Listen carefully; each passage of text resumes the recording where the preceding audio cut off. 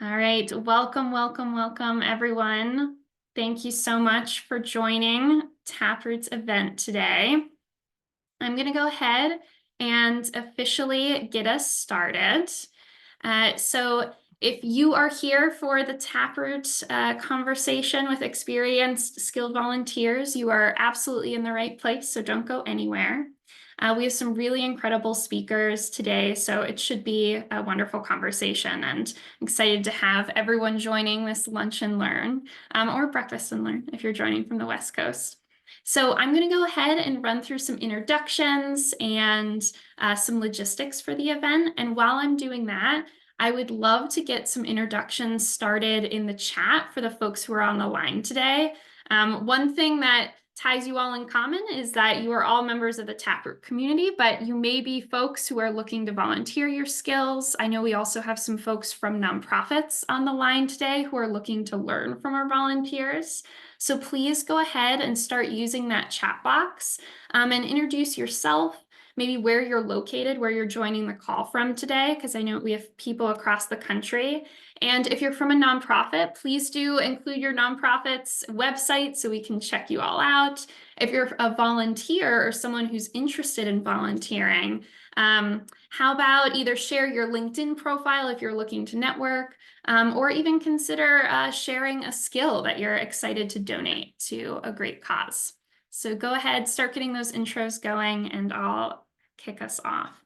So my name is Kimberly Swartz. My pronouns are she, her, hers, and I'm Taproot's Senior Director of Community Engagement, which really just means I have a wonderful job of designing programs and experiences that bring community members like you all together.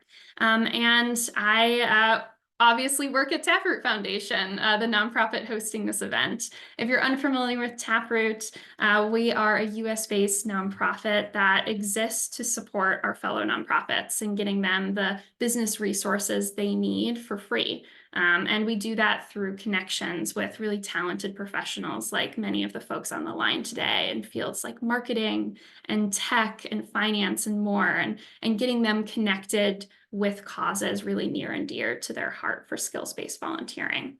If you do have any questions about Taproot or how to get involved, I have a great team member on the line, Megan Gillette. Please feel free to send her questions directly because today's conversation is going to be more about our volunteers and letting them share their experiences, share advice. And so we're happy to answer Taproot questions offline. As I mentioned, we're joined by a panel of some of our most experienced volunteers, also known as pro bono consultants. So you might hear me use both phrases throughout today. And I'll introduce them in just one moment. This is going to be an open conversation on the ins and outs of skills-based volunteerism. So we're going to be discussing the impact of giving back in this really special way, as well as tips for successfully consulting with nonprofits.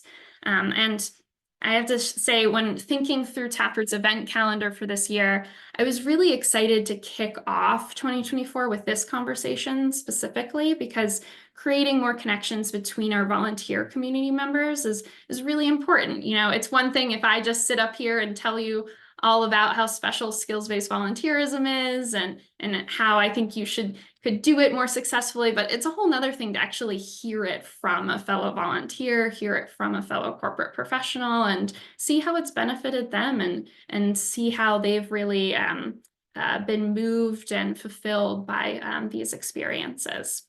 So I really appreciate everyone who submitted questions upon registering for this panel as well. We'll be using some of the most popular questions to kick off the panel, and please do use the Q&A box or the chat box to ask additional questions throughout. And then time depending, we'll also invite folks to raise their hands to come off of mute and ask questions and just chat with our panelists live as well. So if you've never used the Zoom raise hand function, it should be in the bottom little ribbon of your Zoom, and we really encourage you make use of that. A few just very quick logistic notes. We are recording this panel. We definitely don't want to miss out on any of the great insights that our speakers share. And so we'll make sure we share that recording with everybody who registered for the event in case you do need to jump early. And then we just ask that you keep yourself muted until you're called on to ask your question. That way we can really focus on what our panelists are sharing. And if you need any tech assistance, please do shoot a private chat to my Taproot colleague, Megan Gillette, who's virtually standing by, ready to assist. Okay. So thanks for everyone who is putting their introductions in the chat. Please definitely keep those going as I introduce our wonderful speakers for the day.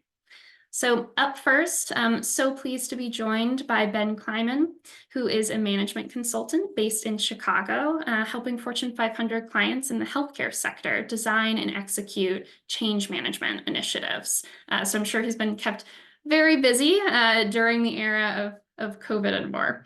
Ben likes to keep things simple and is known for translating complex technical details into really easily understandable concepts.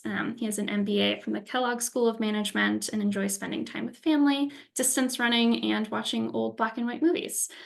So if you have zero questions on pro bono consulting, maybe ask Ben for a movie rec instead. And then up next, we're so pleased to be joined by Carissa McNair, who is the Director of Marketing for a SaaS product practice at Milliman, which is an independent risk management, benefits, and tech firm with offices in major cities around the globe. She's been a member of the International Association of Business Communication since 2016 and is a co-vice president of membership emerita for the New York Tri-State chapter. So she keeps herself busy, to say the very least. Carissa channels her lifelong love for learning and passion for the arts, education, and appreciation of diverse global cultures into her commitment to community service. And she especially looks for causes supporting people from marginalized communities, including military veterans and their families. And she is a long-time active pro bono volunteer for Taproot Foundation and has been my personal partner on some pro bono events in the past. So really looking forward to having her join the conversation today. And then last but certainly not least, we are joined by the wonderful Eric Longo. Eric was trained as a lawyer and is an accomplished leader who brings broad experience in a range of business and management functions from commercial and mission-driven organizations across various industries, including 20 plus years in the cultural sector. For 10 years, he served as the executive director for the Museum Computer Network, which is a professional association dedicated to advancing digital transformation in museums, which I personally find so fascinating. And Eric, I probably could spend this whole hour just picking your brain about that experience alone. But in addition to this work, he currently advises cultural organizations on their strategic direction, digital capacity, as well as other business and revenue generating opportunities. A very strong advocate for social change, Eric has volunteered with many cause-driven organizations in various capacities for years, including many years spent working as a volunteer with the Taproot Foundation. All right, so I'm so excited to kind of pass the mic over to our panelists who are really acting as our experts today. So Carissa, Ben, Eric, if you don't mind me jumping right in with a little icebreaker to get us started. If you had to describe skills-based volunteerism in just one word or phrase, what would that be? And Carissa, you let it slip that you were actually able to get your answer to one word. So if you don't mind, I'm going to start with you first. Okay. Purpose. I love that. That's it. I love that. Well done. Yeah. Eric, what about you? Sharing one's skills and experience to make an impact. Okay, not one word, but we will allow it. And Ben, why don't you round us out with your one word or phrase? Inspirational. Love it. Okay. And agree. All right, let's get into the heart of it. I think folks on the line would benefit from just hearing a little bit more of a personal story about an impactful pro bono engagement or skills-based volunteer experience that you've had that maybe has kept you motivated to continue volunteering, continue doing community service in this way. So if you have to think back to maybe one particularly impactful example, what story would you tell from that? And Eric, you're unmuted, so I'm going to pass the mic over to you first. Oh, okay. Well, it goes back to 2007. I was in not in a happy job situation, and a friend of mine mentioned Taproot, so I applied. And so back in the day, they were full on-site engagement with a team of other volunteers, and I worked on a service grant with this client, and it really kind of uncovered a passion for the nonprofit sector. And after the engagement, I had lunch with the executive director, who recommended that I serve on the board. And so I did a United Way board training program. I ended up serving on the board of an organization for 5 years, and dedicated the rest of my career basically to nonprofit work, and continued with 5 or 6 service grants. And after taking a 10-year hiatus from Taproot, I needed it. I recently joined about less than a year ago, I think, and have been experiencing the Taproot Plus project. So you never know what it may uncover, but it worked for me. That's my experience. It changed the trajectory of your career, it sounds like. Absolutely, yeah. At a time where I was like, I was in the company had been restructured, and Right. I was assigned to a desk and didn't know what to do. It was just like, it was perfect. So I spent my days working on Taproot grants. Yeah, and then we burned you out, but we're happy to have you back in our network now. Ben, I'm curious, what's your story? What's a particularly impactful skills-based volunteer experience that's really stuck with you? Kimberly, it's a really good question. I think one of the things that's really stood out, and please let me know if this is not coming through loud and clear, or if there's any weirdness with the sound.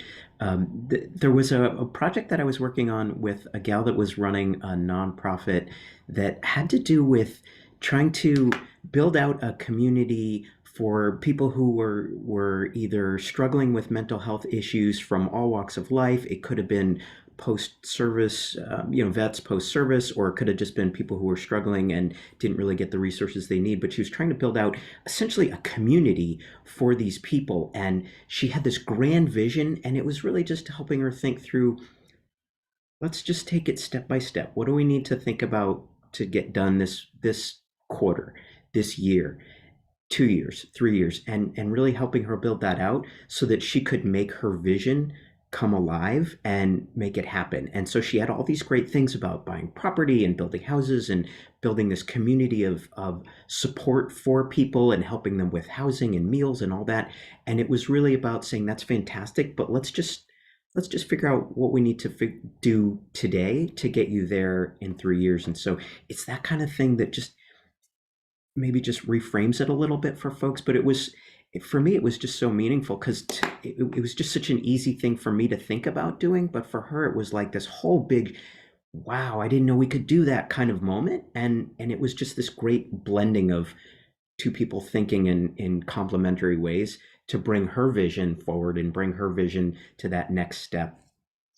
It's always incredible when you can actually see the moment where the light bulbs go off for others, the people that you're working with, and knowing that you were the cause of at least part of that illumination. It's such a wonderful and fulfilling moment.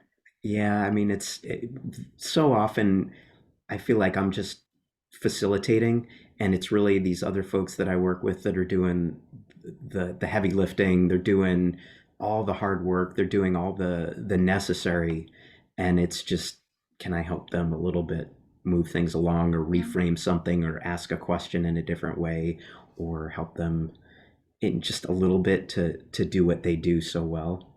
Yeah, allowing the nonprofit leaders to really lean into what they're great at, and while you're leaning into what you're skilled at. Exactly. And Carissa, I know from our previous conversations that much of what Eric and Ben just shared likely resonates for you as well, with some shared experiences. So same question to you. What's a moment from pro bono consulting that's really stuck out for you? Absolutely. I mean, there have been so many that it was difficult to choose, but like Eric, I first became involved with Taproot back in the 2007 2008 timeframe. I had just moved to New York. I did not know anyone. I didn't have a job. I didn't have a network. And Taproot was a godsend, not only because I've always been passionate about community service, but I was able to join a team and work with a nonprofit in Harlem, which is where I'm based. And we were working on an annual report for them. So, the Taproot team's big focus is producing really high quality work product. And we had a combination of people from project managers to graphic designers to account directors, et cetera. But the reason why this particular grant stands out so much, not only because it was my first, but because we had the opportunity to go into the community and talk to the beneficiaries of what the nonprofit was doing, their entire purpose and raison d'etre. And I'll never forget the story of a young boy in one of the public schools who his family had recently immigrated from Africa, and he was having a lot of trouble in school. And just being able to see his transformation and his success, even indirectly based on the work that the nonprofit was doing in the community, which we were helping them do, has always stood out to me. So that was from back in the day. And similar to Eric, there are connections that I've maintained for all those years. And most recently, going to the newer Taproot model of service in a day or 9/11 day of service, et cetera. I had the opportunity to work with you, as you know, with a nonprofit that works with women who are survivors of human trafficking. And those are the types of experiences that being able to make some small difference, those experiences last a lifetime. So. Yeah, I couldn't agree more. I had the honor of working with Carissa on that pro bono, I think it was a marathon. Mm-hmm. And you learn so much from your nonprofit partners. And I feel like that is sometimes a little understated of a benefit of this type of service, just how much you grow and learn as a person and absolutely as a professional, but just in your knowledge of these very real societal issues that are impacting communities that otherwise we wouldn't be exposed to if not for the nonprofits taking the time to really onboard us and help us understand their work. So I appreciate you raising that, Carissa. I heard a through line through, especially Eric and Carissa, your share outs was this idea of how you got started, what drove you to even looking for opportunities like this in the first place. And I'm looking at some of the questions that were submitted in advance, and we have a really good question from Kathy here about what is the best way to get started? How do you identify that opportunity that gets you in the door? And so I'm curious if any of you have advice on that question. What would you say to someone who is totally new to skills-based? What would you encourage them to look for or dive into as their first experience with pro bono? I'll leave it for anyone who goes off mute first. Carissa, please take us away. I would start by just asking yourself, what is it that you're passionate about? If there's a particular community cause that is really near and dear to your heart, more than likely Taproot has, opportunities to support in that arena. So make use of the Taproot platform. And what is it that you're really good at? If there's a particular, whether it's project management or writing or social media, just tap into your passion. I think that just for me personally, that is part of the magic, right? Because it's passion on the part of the volunteer and passion on the part of the nonprofit. And you connect that and great things can happen. 100%. Can personally attest to that. Ben, Eric, what about for either of you? Ben, go for it. Yeah, the only thing, Carissa, it's a great answer, and I would just build on that a little bit by saying if there are certain skills that you feel like you have, and you're scrolling through the list of things that are available on the Taproot website, and you see there's an opportunity for you to jump in, just go for it. And just as you have conversations with the executive directors or the people that posted that from each of the nonprofits, you'll get a feel for where you can lean in, where you can help, and where you might have some expertise, or you're not maybe an expert in that area, but you can still help, or maybe you know someone that can help, and the two of you can build out whatever is needed for that. So just I would say just go for it. Mhm. I love that advice, especially that last piece around you may even know someone in your network that you could add to the original project and really bring into this work. Your social capital is going to be hugely beneficial to the nonprofit organizations that you're working with. And so don't underestimate just the power and impact you can create just from bringing other people into their cause. Maybe if it's just shouting them out on social media, maybe it's finding them an additional volunteer, whatever it is, you have a really valuable network that could be leveraged for the nonprofit. Eric, what about some advice from your end? Sure. I'd like to echo also what Carissa and Ben just said. Obviously, the choose an organization whose mission and cause rocks your world, obviously, and you just the first time you just plunge in and take it, go for a consultation. What is it? A session, which is an hour consultation. I think it's a good way to start to feel your way in, and don't be intimidated. The nonprofit is looking to you as, oh my God, we have an expert for free. So it's you're in charge. You're leading the charge. So they'll be looking up to your expertise and your experience. So there's nothing to be afraid of. That's what I would say, and just jump in for the most part. Yeah. But with somebody was asking earlier, I think it was Mike, what is a service grant? Maybe Kim or Megan, would you like to answer that? Because I mean, this is an old model, so I think it would clarify things a bit for. Oh, there you go. 100%. And Eric, you kind of opened the door to talking a little bit more about the types of pro bono, with you specifically calling out that there are 1-hour consultation sessions available that are a great kind of front door to donating your skills, professional expertise to nonprofits. And so I can share a little bit more. So Taproot originally, when we provided services, we were only doing local programs in the cities we were located in, and we were bringing together groups of consultants and matching them with a nonprofit for a really in-depth, long-term service grant, and that's the term you heard earlier. We have switched to some different models of services to be a little bit more responsive to what we were hearing from nonprofits, which was we need something shorter term. We need something that is going to have a little less volunteer management associated with it because we don't have the capacity to take this many people on at once. And so we have pro bono events available that you can just do in 1 or sometimes 2 days, virtually or locally.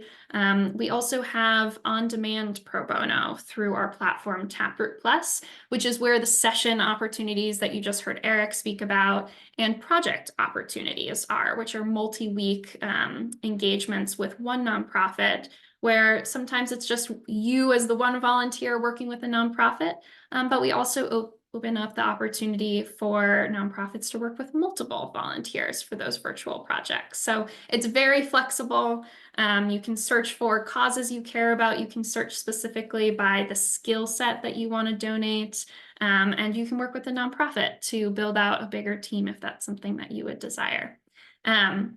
Eric, I see. Go for it. Yeah, I just wanted to say, just to build up on that. So, give you a concrete example. When I think I joined back last summer, I picked on the platform a nonprofit for a 1-hour session, and I had a conversation with the executive director of that nonprofit, and she wanted feedback on what she should do next. And so that my recommendation after the hour consultation was, I think you should do a strategic plan. And so I encouraged her to apply for a project.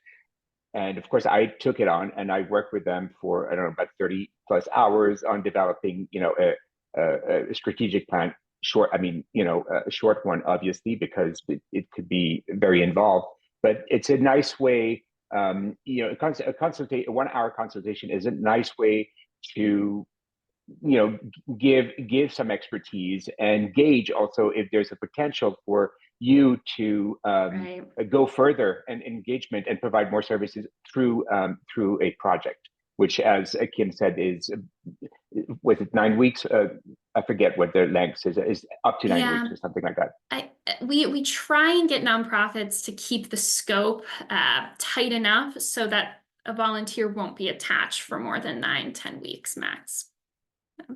But thank you for opening up to that question. And I think that takes me to one of our other popular themes we were seeing folks pre-submitting questions for, which was around when you're matched with a nonprofit, when you're actually working with a nonprofit team, what are your tips, advice for just ensuring really high quality, effective project management of the pro bono? Because that can be tricky. You're working with a brand new team of people. You don't really know their style, their vibe. And so how do you make sure you're keeping things moving with a nonprofit team effectively? Ben, I wonder if you would be comfortable taking that one first. Yeah, I'll start by just saying, as with any kind of engagement, with any kind of relationship, it's all about communication. And the clearer that you can be as a volunteer, but also, as Eric was saying, as an expert, whether it's expert writ large or expert writ small, just be super crisp and super clear about what you're trying to help them with. And it may be that you're kind of co-creating what that is, and that's okay. That's totally fine. But at some point, you should be super clear on what it is that you're doing to add value to that group of folks, to their team, to their effort, to their vision, to their go forward. And then just make it super clear what you're going to do. If it's a 9-week thing, what you're going to do after 3 weeks, 6 weeks, 9 weeks. If it's a 1 week thing or like a 10-day thing, just make it clear when your check-ins and updates are going to be and what you're going to have at the end of that. If it's a 1 hour conversation, then you would crunch all that into the first 5 minutes. And then by the end of the hour, you're going to have whatever it is that you're going to have hope to have done. And maybe that's just that you both agree that you're going to have another hour sometime later to keep talking. But just you're the expert, and you can help them figure out what it is that you want to be doing with them, and they will be extracting your knowledge and your talent, and just be clear on what that is. But it's all about that communication. I think that's really wise advice in terms of the consistent communication and your emphasis on that, but also just leaning into this knowledge that you are the subject matter expert in this area. And so the nonprofits will be relying on your expertise for setting the final scope of the deliverable, what you're going to be creating together, and the recommended timeline for when it is delivered. And so don't be afraid to lean into your leadership there and really directing the nonprofit based on your knowledge of that subject matter. Kim, the only thing I would add to that is just to say that sometimes it's okay to say it's a great vision. There's no way on this planet that's going to happen in a month, and it's fine. Let's just either extend it out a bit and get you the resources you need, or figure out how you can do your, like Eric was saying, your strategic plan to get those resources, or let's condense it and see, okay, you only have enough resources, time, budget, whatever, to do something. Let's figure out what you can do this month, and then make that as awesome as it can be. And so you're able to help guide them in that sense, as bringing that external reality check too. It's the most diplomatic I've heard that phrased. It's a wonderful vision, but there's no way that's possible in the timeline. I love that. Carissa, I saw you shaking your head a ton during that. So It sounds like you have thoughts. Yes, absolutely. I mean, really, just to build on what Ben said about communication, which is so critical. One of the things that I learned both with the original model as well as the shorter 1 day or virtual models is, as the volunteer, preparation ahead of time really helps, right? Mm-hmm. So even if you're going into a 1 hour consultation, make sure you do your own research as much as possible on the organization that you'll be working with. And then every single engagement that I started, either solo or on a team, we would conduct what we call discovery, which really is exactly what Ben was describing. And don't be afraid to write that down, put that down on paper, even in terms of, here's how we're going to communicate. Do you prefer email? Do you prefer text? Do you prefer? And we would literally lay those specifics out in a 1 or 2 page document that we would develop collaboratively with the executive director or whichever team member. And that made all the difference from a project management standpoint.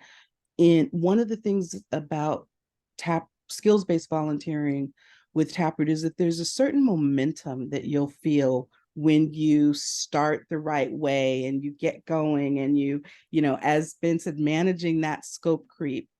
Don't be afraid up front to be really clear about what the expectation is. Ask the nonprofit, what does success look like to you? And write that down and use that as your sort of your roadmap. So yeah, success criteria, defining success criteria, and then having both parties acknowledge it, sign off on it. It's going to help maintain just like project happiness throughout, right? So both parties know what to expect by the end and are satisfied when you get there and can celebrate each other's work on it. Eric, what about some advice, thoughts from your end? Again, to build on what Chris and Ben had just said, if this is, there's always a learning curve to everything. So, you know, and you'll gain confidence after a few engagements on, you know, the same way that I said earlier, you know, lead with your expertise. The same way you need to lead the project, right? And you need to inspire confidence in the client. So be prepared, anticipate. There's a lot of, I don't like the term hand holding, but, you know, accompany your client, accompany your nonprofit in the process, because they don't know. So unless they've done a session or a project with you before, and make sure your nonprofit partner is ready, willing, and able. And by that, I mean, it'll take a while for you to recognize some red flags early on, but don't let them take your time for granted. You know, if you find out, and this has happened to me in the past, you know, you try to make, you know, they don't show, they don't follow up on emails. That's a red flag, because I'm not spinning my wheel for, you know, for no pay, trying to run after a client who doesn't have their scheduling together. So this is, and this is something that then you need to refer to Taproot and say, you know, there's an issue there. They will take care of it. But that's really important, because you want to make sure that your client is really ready. Obviously prepare, totally echo here what Carissa said, you know, do your research before, check the 990, the board and staff bios, the mission vision, their annual reports if it's available, size, funding, and all of this. So you come a little bit with knowledge, and listen. And remember, you're here for them. So the more you listen, the more the scope will be, hopefully, you'll be able to define a scope that's within your competence, and that's really going to get the most out of your time for the nonprofit. That's what I would say. But it comes with experience, right? I mean, you'll feel your way out. But it's I would say, don't be afraid that you're in charge. So you're leading the project, and you're there to help them with your expertise and your experience. Yeah, and you'll absolutely gain confidence the more you work with nonprofits and the more you get used to pro bono consulting. But I really liked that you underlined the importance of treating pro bono consulting opportunities just like you would a paid consulting or a paid job opportunity. When you were touching on, look, if my nonprofit is not being responsive to emails, if they're not giving me feedback, if they're not doing these things that I would expect out of a paid client or partner, you know, that's a red flag, and it's okay to identify the red flags.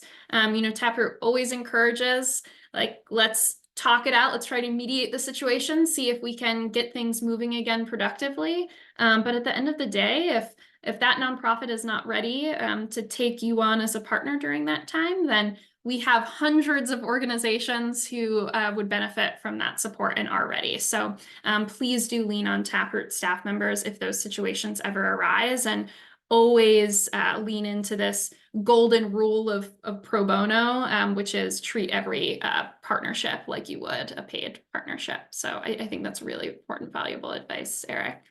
I see we have a few more questions and chats coming in, and I'm being cognizant of time. We have around 20 minutes left. So I do encourage folks, if you have questions for our panelists, comments, start getting in the chat and raise that hand. Ben, please go ahead.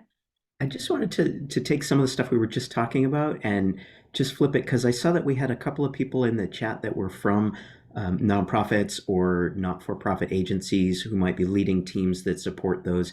And I would say, at least for me personally, when I'm working with a client, that I love the feedback. And if something I'm bringing to the table, or if I prepared something and it's not going in the direction that they expect, I would expect them to tell me that it's not what they're looking for, or that it's, this part is good, this other part is less good, and let's see if we can try to do it in this direction or this other direction. Or maybe it's, hey, this is really good, it made me think of something else, could we do this instead? And maybe that's okay, maybe that's a whole different remit. But that's the kind of feedback that, as a consultant to a non-for-profit or a nonprofit agency, I would love to have that. So it's in part me being open and honest and communicating, but it's also both ways too. So that helps make the relationship the best that it can possibly be, since there's value coming at it from both sides. And so for those folks at the non-for-profit, it's okay to tell me and course correct and help guide me, within the scope of the engagement where that value is being added. If it's needing more or less here, that's feedback that at least personally I like to get. Mm-hmm. And I just wanted to build on that. I think all three of us are absolutely, nailing this point that approaching the engagement like it's a paid engagement. When I first started with Taproot, that was something that was really, really reinforced. And it left an indelible mark, because just like it would be a red flag if a nonprofit did not respond to emails or follow up, equally it's a red flag if you're partnered with a volunteer, or you as the volunteer are not following up. Treat it with the respect of a paid engagement, even though it's not, because what's being done is just as valuable. Yes. Mm-hmm. Eric, I saw you come off mute for a moment. Do you want to add to No, that? again, just echoing both Ben and Teresa here. It's a collaboration. It's really a partnership, right? Like any consulting engagement. So there needs to be clarity. And what Ben said is really even more important, I think, for the Taproot Plus model, where you have the sessions and projects where you're essentially solo. You need to bounce. You need to have open channel of communication so that you can. You need to be receptive to their feedback as well, and that's what it's great to work with other volunteers. So if you can partner, which I learned we can do now, you can partner with another volunteer on a project, for example, to bring another skill set or expertise that you would complement yours. That's great, because if it's a collaboration between two volunteers, you can bounce ideas of each other and you can see your blind spots, which I think is really important as well. But as Ben said, I think it's equally important to be completely upfront with nonprofit partners and tell them, hey, if I'm off track, let me know. So absolutely. I'm going to quickly get to some of the questions that came in the chat. So we had a good question from Sarah around templates or discovery documents. I will say, for any of the Taproot events that you participate in, marathons, speed consulting, scope-a-thons, etc., you'll receive extensive training and documents to really guide your work in those engagements. And you'll find out about those opportunities through whatever email you use to sign up for your Taproot Plus account. So that's kind of the Taproot Plus volunteer profile is kind of your front door to everything else that Taproot does. And so, yes, you will have lots and lots of resources there. For a Taproot Plus virtual engagement, we will provide you with a scoping worksheet and a pro bono project management guide, as Megan referenced in the chat. I am happy to share, we actually just revamped that resource. And so I haven't actually loaded onto the site yet, but I have it available for PDF. So if folks are interested, we can get in touch after the event. And I'm happy to share that with you as a bit of a preview of what will be added to the site soon. And so difference between Taproot Plus and Taproot. It's the same organization. We provide services through our online platform called Taproot Plus, but when funding allows us, we do love to host pro bono events and longer term programs and partnerships as well, like some of the examples that Eric and Carissa have mentioned. So you'll find out about any Taproot opportunities through your Taproot Plus affiliated email address. All right, I want to make sure we get to some of our other questions. We had a really interesting one submitted before the event from Alyssa on how do I best demonstrate my abilities and sell myself for the pro bono opportunity just in the brief introduction I get to make in the volunteer application. So how do you sell yourself? We just talked about how we should treat pro bono like a paid opportunity.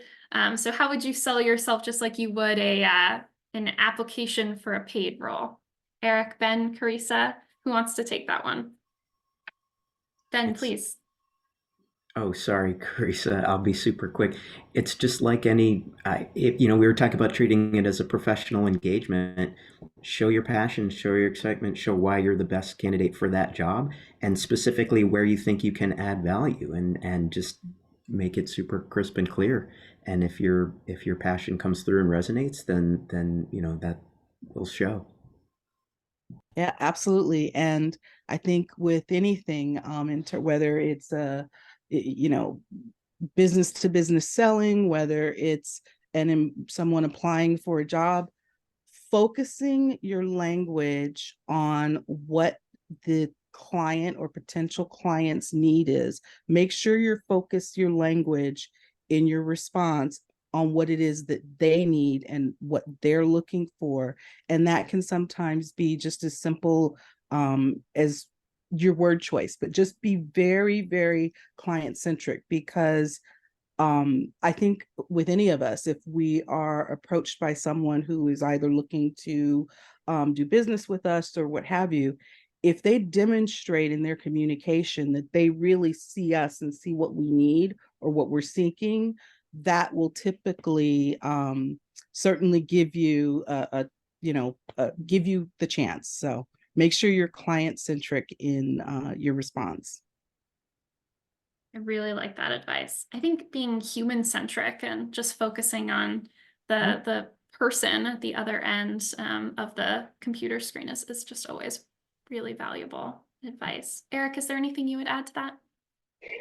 No, not to that, but I think Priya had a really interesting question here about what kind of support does Taproot offer volunteers slowly building their confidence when working with new clients?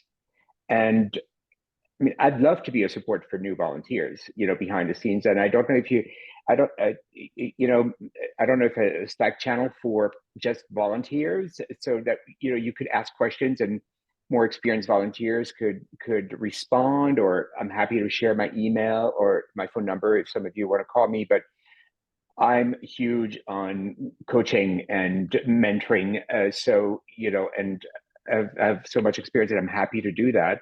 And it would, I mean, if I had that when I started in 2007, it would have helped me. But we worked with a team then, so you had that support automatically. But I think that would be a great thing to do, and I think it's a really important question. Yeah, no, I love that you raised that, Priya, and Eric, you jumped right in to address it. We are trying to build more ways that volunteers can connect with one another, so that you all can offer each other with support instead of it all being bottlenecked coming from Taproot staff members. Because to someone else's question in the chat, asking how many staff members Taproot has, we are still a relatively small nonprofit. And so we do rely on our volunteers to just assist our organization in helping us carry out our mission too. So I can't make any promises on timeline, but Eric, we are looking to launch a community volunteer Slack channel this year to help with those more message board connections. And we are looking for more opportunities for volunteers to work with partners on projects as well. And so if that's something that you're interested in when you're browsing through the Taproot Plus list of opportunities and you see a project and you say, you know what, I think I can do this myself, but I would have a lot more fun working with someone else. That's something, share it with the nonprofit and share it with Taproot staff, because we can make that happen for you. We can help recruit that second volunteer or even third volunteer for you. You just have to communicate with Taproot staff, and that's when we can try and make these things happen. But Eric, such a really a generous offer to share your email address and act as a mentor. We will make sure that we share out all of our speakers' LinkedIn profiles in our follow-up note, so you are able to stay connected after this event. And please do lean on each other for support, but lean on me and other Taproot team members as well, as much as you're comfortable with. All right, I see a good question from Glenn in the Q&A, and so I want to make sure that we hit on that. So they are interested in volunteering what nonprofits may consider a little bit more of a niche skill set. They're really interested in helping small or resource-strapped organizations, but are wondering if you all can share positive examples on how you demonstrated value to overcome any initial resistance to a project scope or a project goal. So it sounds like Glenn is has a skill set he really wants to donate, but nonprofits aren't asking for it specifically. So how do you make the case for something that you are really passionate about volunteering for and making organizations see that this is a really valuable route to take? Customize it and connect the dots. Yeah. If you have an example, for example, I like ice cream. If you can make something specific to how it will get me closer to having more ice cream faster, that's going to resonate with me a lot better than if it's about making it super easy for me to get broccoli, or making it super easy for me to take my car to get serviced. Still all important, but it's not going to click as much. Mm-hmm. Yeah, I think that's great. And if I understand fully the question, I think one of the things with any Taproot volunteer engagement is producing high quality deliverables. So if you have a way of demonstrating what that niche skill is in the form of a sample or deliverable or prior work or a URL link, or definitely what Ben just said, but also ensuring that the nonprofit leadership understands that you will produce high quality work for them.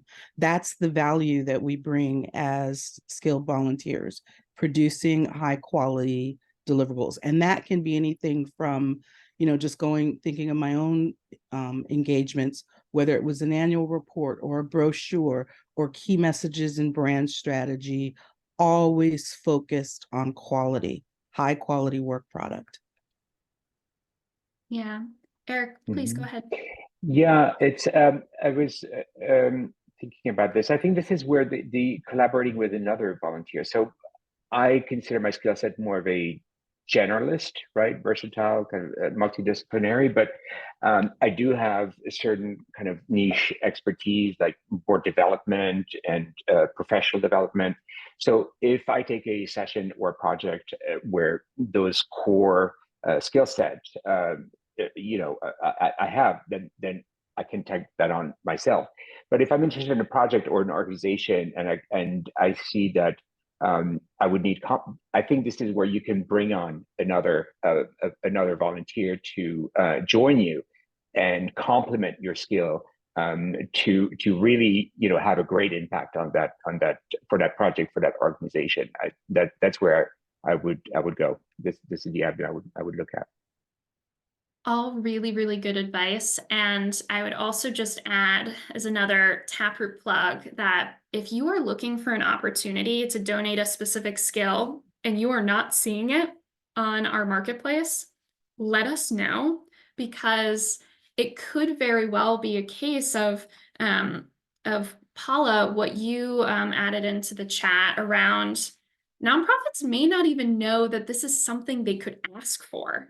Right. I know that happened to us recently, where we had a volunteer wanting to give back cybersecurity expertise, and nonprofits were not asking for that on the platform.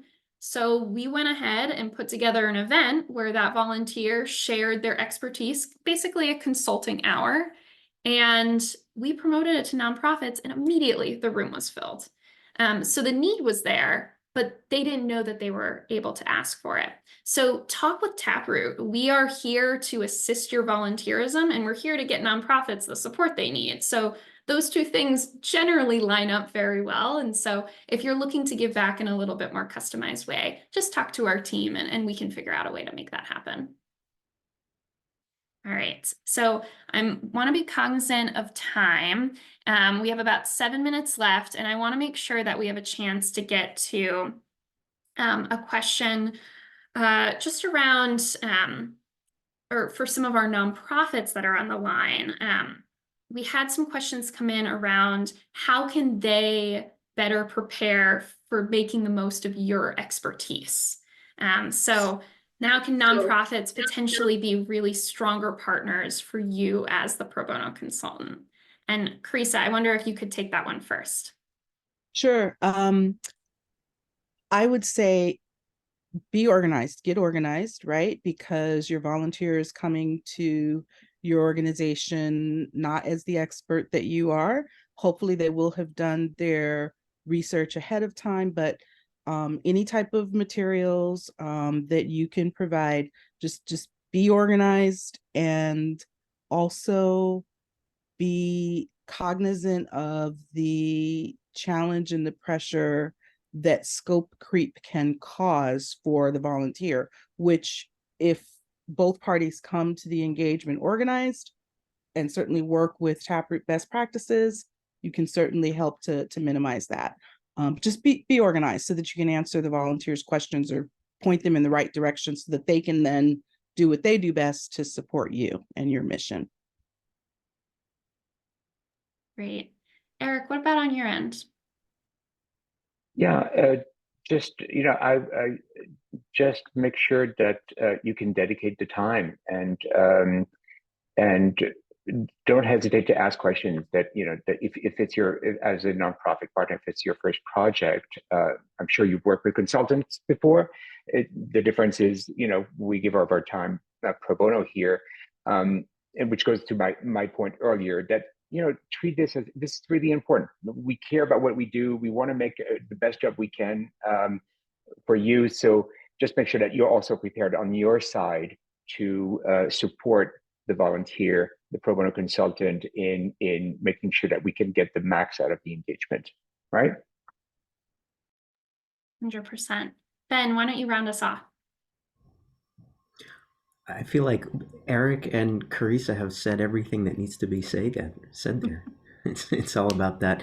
Kimberly, you said it too, mutual respect and just making it as valuable and positive as it can possibly be.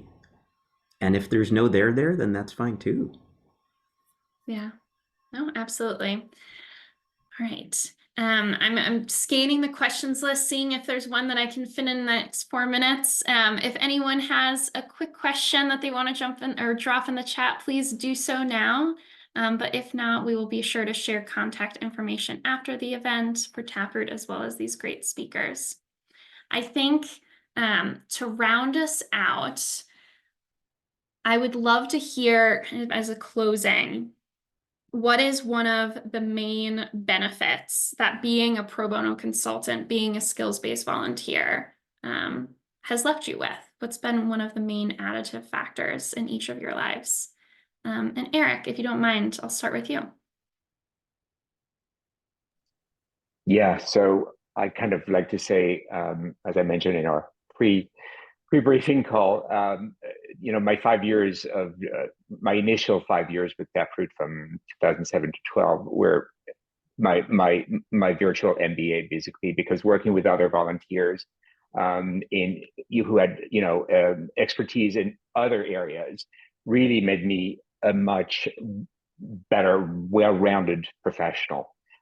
So it was also, there was a learning curve, and I didn't know a lot about marketing when I started, and I learned from some of the best pro bono volunteers in marketing or social media or brand, and that was an incredible opportunity.